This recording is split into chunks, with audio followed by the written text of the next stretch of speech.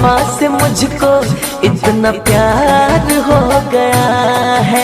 एक बेवफा से मुझको इतना प्यार हो गया है।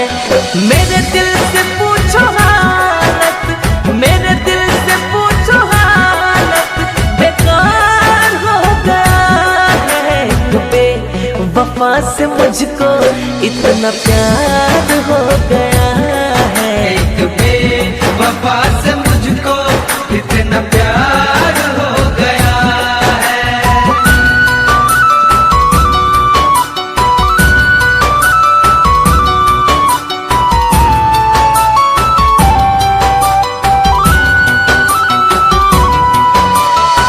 झूठी थी उसकी कसमें, झूठा उसका वादा था, झूठा उसका वादा था, झूठा उसका वादा था।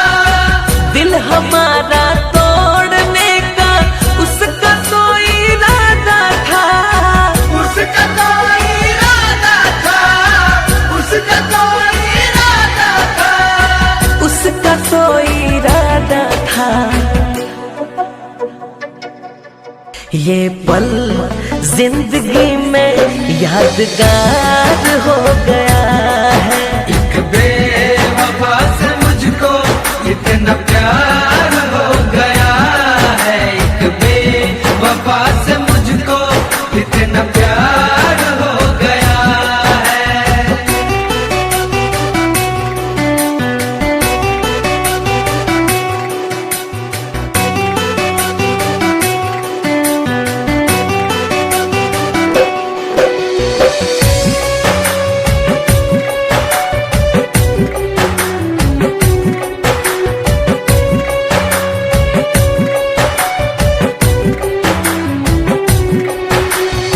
प्यार को मेरे खेल समझकर मेरे साथ वो खेले हैं, मेरे साथ वो खेले हैं, मेरे साथ वो खेले हैं। उनके पास है खास वो महफिल, लेकिन हम तो अकेले हैं, लेकिन हम तो अकेले हैं, लेकिन हम तो अकेले हैं, लेकिन हम तो अकेले हैं।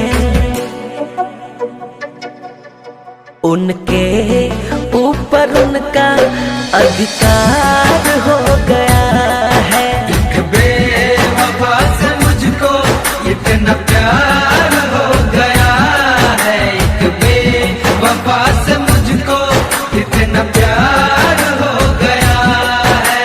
मेरे दिल से पूछो हालत, मेरे दिल से पूछो हालत, बेकार हो गया है। एक बेवफा से मुझको इतना प्यार हो गया